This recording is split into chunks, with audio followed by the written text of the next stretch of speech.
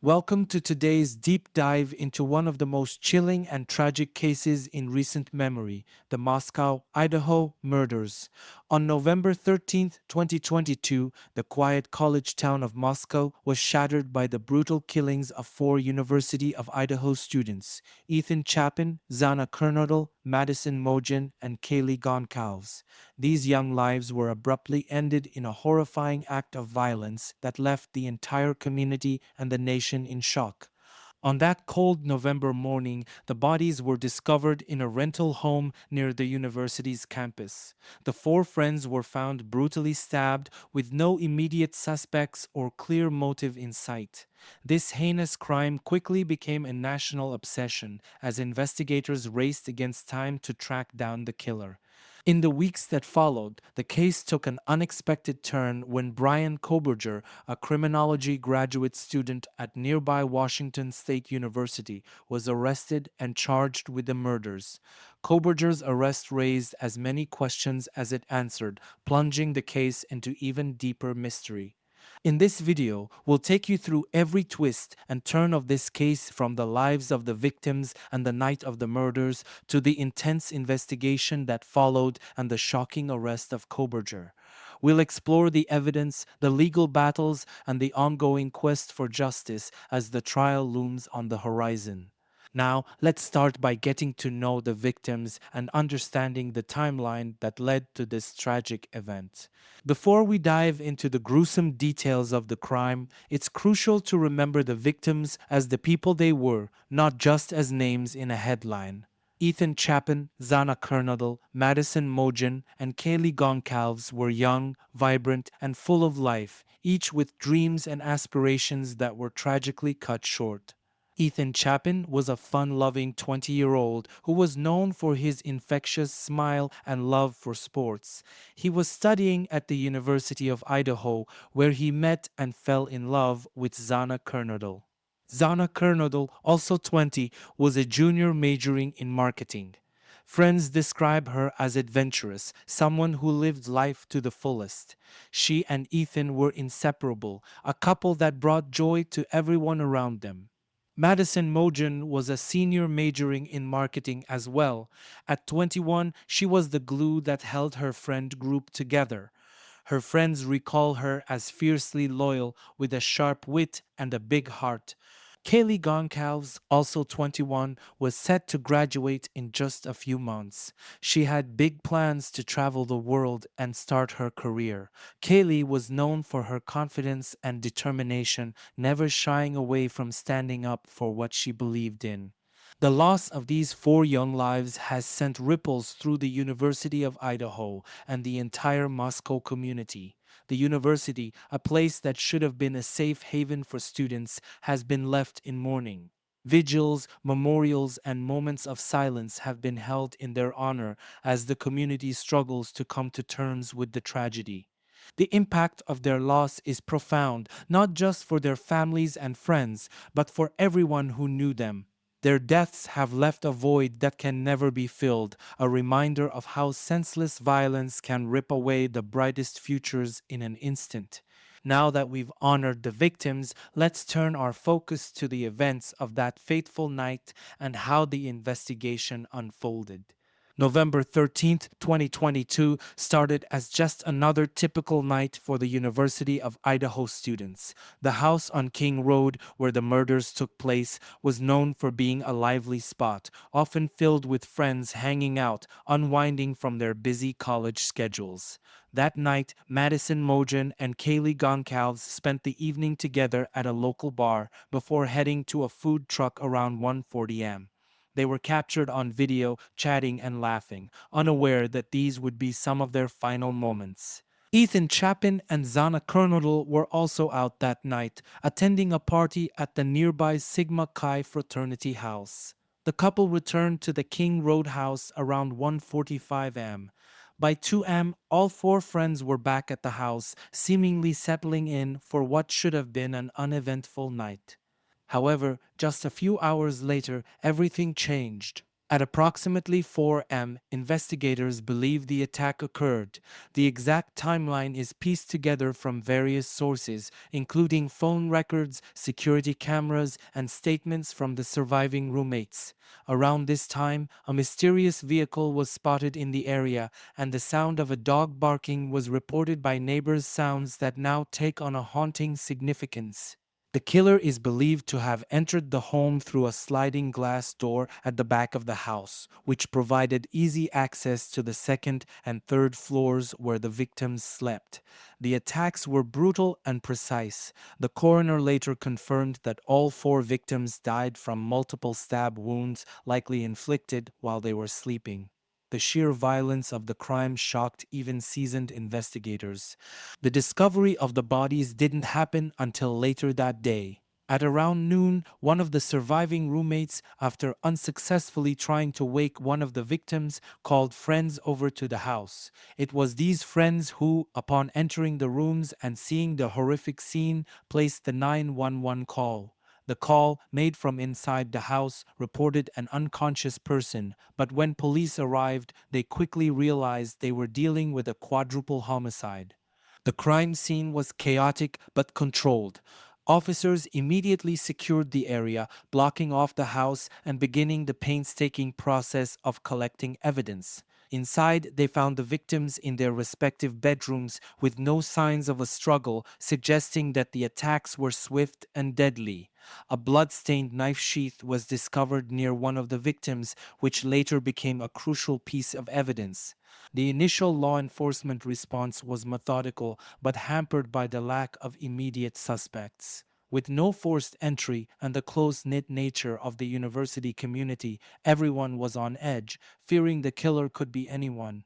The local police, working alongside the Idaho State Police and the FBI, launched a massive investigation, scouring the area for clues, interviewing potential witnesses, and urging anyone with information to come forward. Despite the overwhelming fear and confusion, the police remained tight-lipped about many details, only confirming that the killer was still at large. This left the community in a state of shock and fear as rumors and speculation ran rampant. In those early hours and days, the focus was on securing the area, gathering as much evidence as possible, and trying to piece together a timeline that could lead to the capture of the murderer. As the investigation unfolded, the significance of the evidence collected at the crime scene would become clearer, eventually leading to the arrest of Bryan Kohberger. But in those initial hours, the sheer horror of what had occurred left a lasting scar on the community, one that would only deepen as more details emerged. The investigation into the murders of the four University of Idaho students was a complex and painstaking process that spanned several months, involving multiple law enforcement agencies working in tandem. The connection of Bryan Kohberger to the crime was ultimately the result of meticulous police work, leveraging modern forensic techniques, surveillance technology, and digital evidence, connecting Bryan Kohberger to the crime. The first breakthrough in the case came from the analysis of DNA evidence. At the crime scene, investigators discovered a crucial piece of evidence, a knife sheath left behind near one of the victims. This sheath contained traces of DNA, which became the linchpin in the investigation. The DNA on the sheath did not match any of the victims, leading investigators to believe it belonged to the perpetrator. However, at this point, they had no immediate match in their databases. Investigators then turned to more traditional methods, including canvassing the area for surveillance footage. They painstakingly reviewed hours of footage from security cameras located in the vicinity of the crime scene and along potential escape routes. This review led to the identification of a white Hyundai Elantra spotted multiple times near the victim's home around the time of the murders. The vehicle became a focal point of the investigation. While the police were tracking the vehicle, they also obtained cell phone records from nearby towers. By analyzing these records, they identified a pattern. A specific phone, later identified as belonging to Bryan Kohberger, had pinged near the crime scene during the time frame of the murders. Notably, the phone was turned off during the crucial hours of the night, a detail that raised suspicion and suggested a deliberate attempt to avoid detection. The combination of DNA evidence, surveillance footage, and cell phone data began to paint a picture. Police traced the Hyundai Elantra to Bryan Kohberger, who at the time was a graduate student in criminology at Washington State University, just a short drive from Moscow. His academic background in criminology added a chilling layer to the case, as investigators speculated that his studies may have influenced the planning and execution of the murders. Challenges faced by investigators. Despite these breakthroughs, the investigation faced significant challenges. One of the primary difficulties was the sheer volume of evidence and data that needed to be processed. Reviewing hours of surveillance footage, analyzing cell phone records, and cross-referencing this data with other leads was an enormous task that required coordination between multiple law enforcement agencies, including the FBI. Another challenge was maintaining the integrity of the investigation in the face of intense public and media scrutiny. The case quickly became a national sensation, with widespread speculation and misinformation circulating online. This speculation sometimes complicated the investigation as tips flooded in from across the country, many of which were based on rumors rather than facts. Law enforcement had to carefully sift through these tips to identify credible leads while managing public expectations. The police were also under pressure to protect the privacy and dignity of the victims and their families while providing enough information to reassure the public that progress was being made. Balancing these competing interests required careful communication and public relations strategies, as well as a commitment to transparency without compromising the investigation. Public and media speculation. From the moment the murders were reported, the case captured the public's imagination, leading to widespread speculation in both traditional media and online forums. True crime enthusiasts and amateur detectives pored over every detail released by the police, often coming up with their own theories about the identity of the killer and the motive behind the crime. Some of these theories gained significant traction, adding to the pressure on law enforcement to provide answers. The media's coverage of the case was relentless, with every new detail and development being broadcast to millions of viewers. The intense focus on the case led to a surge in interest in true crime content, with numerous podcasts, YouTube channels, and news outlets dedicating extensive coverage to the Moscow murders. This media frenzy contributed to the public's growing demand for justice and answers, sometimes leading to frustration when the investigation seemed to stall.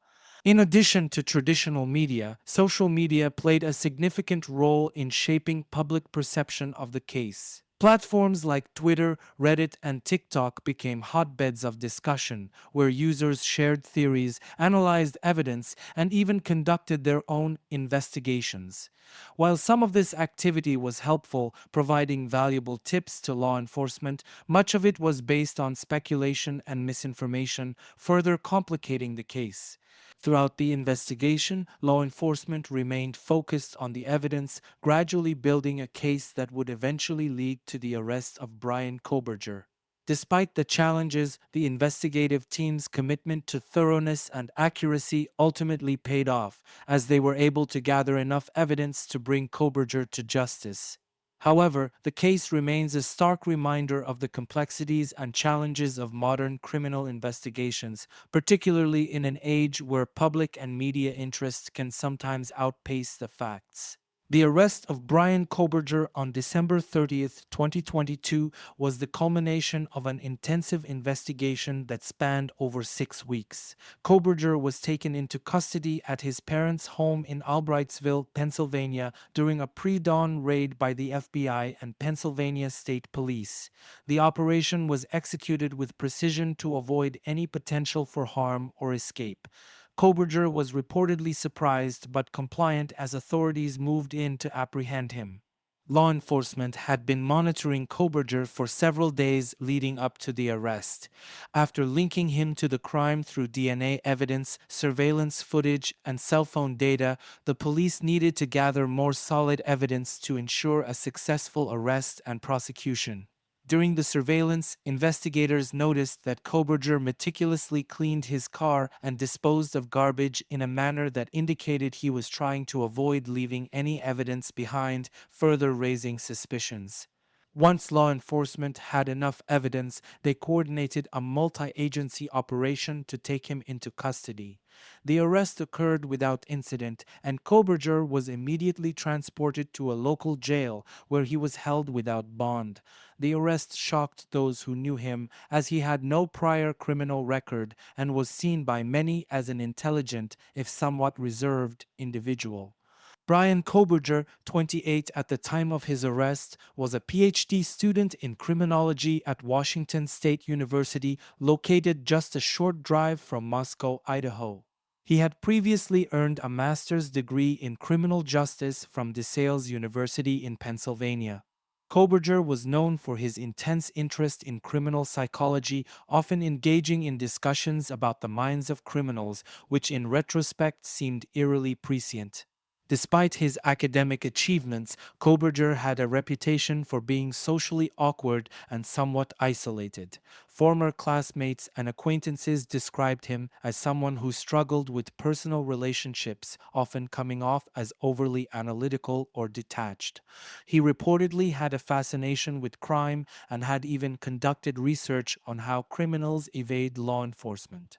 There was no direct evidence of any prior connection between Kohberger and the victims, leading investigators to believe that the crime may have been motivated by factors unrelated to personal relationships. His arrest raised numerous questions about the nature of his involvement in the murders and whether his academic background played a role in the planning and execution of the crime. Kohberger's life, from his academic pursuits to his arrest, paints a picture of a man who was both highly intelligent and deeply troubled. His fascination with criminology, combined with his apparent disconnect from those around him, may have contributed to the horrific events of November 13, 2022. As the legal process unfolds, more details about his motivations and connections to the crime may come to light, but for now, his arrest marks a significant step toward justice for the victims and their families. The legal proceedings against Bryan Kohberger began shortly after his arrest, with his initial court appearances drawing significant public and media attention. In May 2023, Kohberger appeared in court, where a not guilty plea was entered on his behalf. This plea set the stage for a complex legal battle between the defense and prosecution. The defense team has filed several key motions, including a request for a change of venue, arguing that the intense media coverage could prevent a fair trial in Latah County. The prosecution, on the other hand, has emphasized the overwhelming evidence against Kohberger, including DNA found at the crime scene and digital data linking him to the murders. The upcoming trial, scheduled for June 2025, is expected to be lengthy and highly detailed. The trial is anticipated to last 3 months, with 2 weeks dedicated to jury selection, followed by 8 weeks of testimony and evidence presentation. The final 2 weeks will focus on mitigation and sentencing if Kohberger is found guilty. Both sides are preparing for a fierce legal battle, with the prosecution aiming to secure a conviction and the defense working to challenge the validity of the evidence and the fairness of the proceedings. The media coverage of the Moscow, Idaho murders has been intense, with every development in the case being reported across major news outlets. From the moment the murders were discovered, the story dominated headlines, sparking widespread public interest and concern.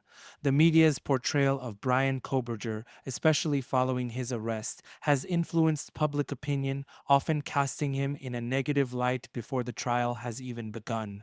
Social media platforms played a significant role in shaping the narrative around the case. Users on Twitter, Reddit, and TikTok have engaged in extensive discussions, speculating about potential motives, examining evidence, and even conducting their own investigations. This online discourse has sometimes led to misinformation, creating challenges for law enforcement and legal professionals trying to maintain the integrity of the case. The widespread speculation has not only influenced public perception, but has also added pressure on all parties involved, complicating the legal process. As the case continues to unfold, both traditional media and social media will likely play crucial roles in shaping how the public views the trial and its eventual outcome. The forensic analysis in the Moscow murders was comprehensive and crucial in linking Bryan Kohberger to the crime. The discovery of a knife sheath at the crime scene was a breakthrough, as it contained a small but significant amount of male DNA. Investigators employed advanced genetic genealogy techniques similar to those used in the Golden State Killer case to trace the DNA to Kohberger. This process involved building a family tree using public genealogy databases, which eventually pointed to Kohberger as the likely source. Fingerprint analysis at the crime scene, although less publicized, also played a role. While no direct fingerprints matching Kohberger were initially reported, the meticulous collection of prints allowed investigators to exclude other potential suspects and focus on Kohberger, whose genetic link to the DNA was already established.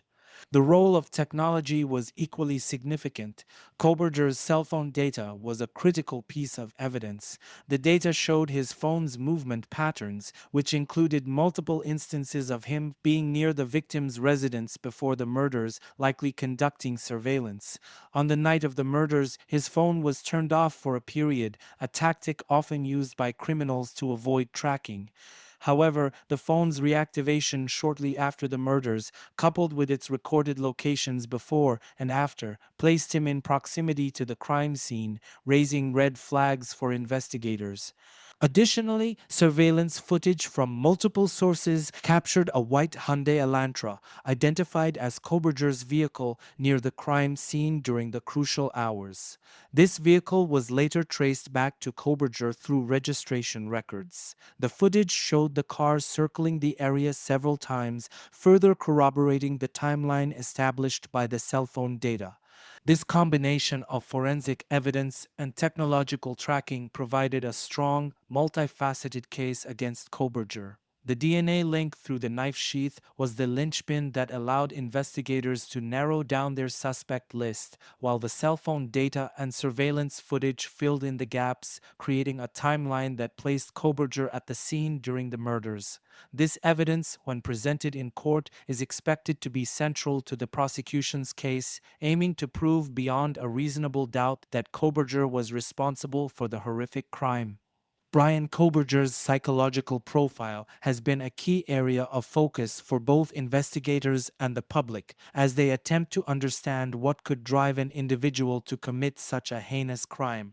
Kohberger, a PhD student in criminology, displayed a keen interest in understanding the minds of criminals, particularly those who commit violent acts. This academic background, combined with his personal characteristics, paints a picture of a highly intelligent but socially isolated individual. Those who knew Kohberger described him as quiet, introverted, and somewhat awkward in social settings. He reportedly struggled with forming and maintaining relationships, often coming across as overly analytical and detached.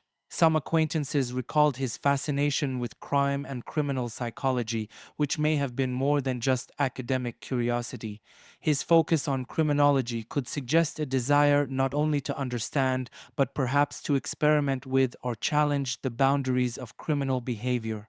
In terms of possible motives, Kohberger's actions may have been driven by a combination of intellectual curiosity, a desire for control, and potentially deep-seated psychological issues. His academic pursuit of criminology might have fueled an obsession with the idea of committing the perfect crime, where he could apply his theoretical knowledge to real-world scenarios. This hypothesis is supported by the methodical nature of the murders, which were carried out with precision and without leaving much immediate evidence behind. The broader criminological discussion surrounding Kohberger's case touches on the concept of criminal minds in a literal sense. Individuals who commit such crimes often exhibit traits associated with psychopathy, including a lack of empathy, superficial charm, and a grandiose sense of self-worth. However, Kohberger's case might reflect a more complex interplay between his intellectual pursuits and his psychological state. Criminologists often explore the idea that some individuals commit crimes as a way to exert control or power, particularly if they feel powerless or marginalized in their own lives. Kohberger's reported social struggles, combined with his deep dive into the psychology of crime, could have created a dangerous cocktail of frustration, curiosity, and a need to assert dominance. The fact that he chose to target multiple victims in a calculated manner suggests a need to demonstrate control over life and death, a hallmark of many serial offenders. Understanding what drives someone like Kohberger requires a nuanced analysis of both his personal background and the broader psychological factors at play. His academic studies may have provided him with the tools to plan and execute the murders, but it is his psychological makeup that likely turned theory into reality. As the legal proceedings continue, more insights may emerge, shedding light on the motivations and mindset that led to this tragic series of events. This case serves as a stark reminder of the complexities involved in understanding and preventing violent crimes, especially when the perpetrator is someone who appears on the surface to be an ordinary member of society. The impact of the Moscow murders on the families of the victims has been profound and enduring. Since the tragic events of November 13th, 2022, the families of Ethan Chapin, Zana Kernodle, Madison Mogen, and Kaylee Goncalves have been vocal in their quest for justice. They've participated in numerous interviews expressing their grief, frustration, and hope that the trial will bring some form of closure. The parents and siblings of the victims have spoken publicly about the emotional toll of losing their loved ones so suddenly and violently. They've shared personal stories, reminding the world that these were young people with bright futures ahead of them. Their advocacy has been relentless, pushing for transparency in the investigation and ensuring that their children's memories are honored throughout the legal process. In Moscow, the community has rallied in response to the tragedy, with an outpouring of support for the families and a collective effort to heal. Memorials and tributes have been held across the town, including candlelight vigils, moments of silence, and the establishment of scholarships in the victims' names. These events have been attended by hundreds of people, reflecting the deep sense of loss felt throughout the community. The University of Idaho has also played a significant role in supporting the grieving families and students, offering counseling services and creating spaces for remembrance.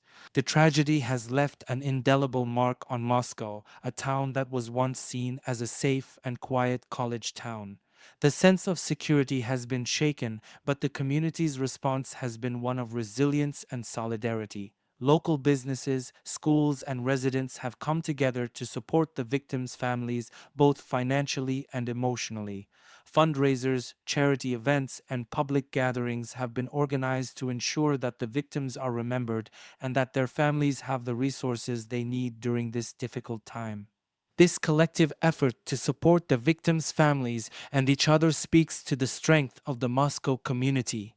While the scars of this tragedy will never fully heal, the ongoing support and determination to seek justice reflect a community that refuses to be defined by this dark chapter.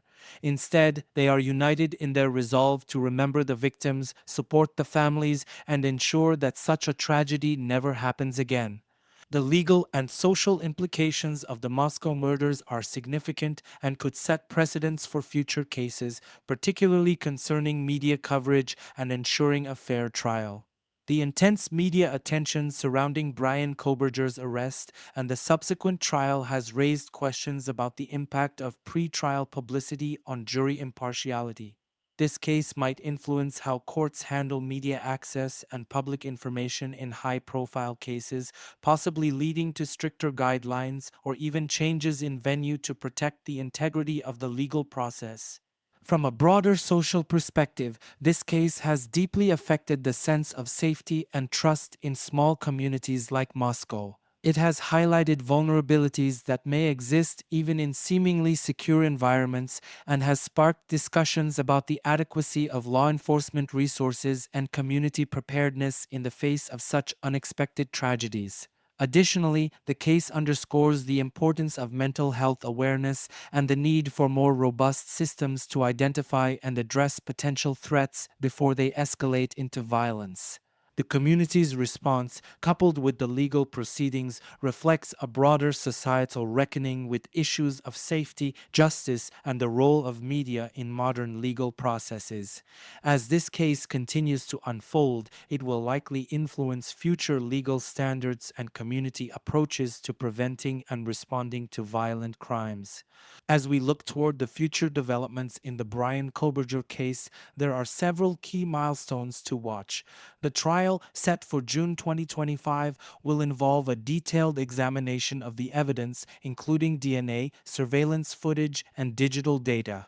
Jury selection will be critical given the extensive media coverage, and the trial itself is expected to be lengthy and complex. The potential outcomes range from conviction to acquittal, each carrying profound implications for the victims' families and the Moscow community. In reflecting on this case, it serves as a stark reminder of the fragility of safety, even in small, tight knit communities. The impact of this crime extends beyond the immediate tragedy, challenging our perceptions of security and justice.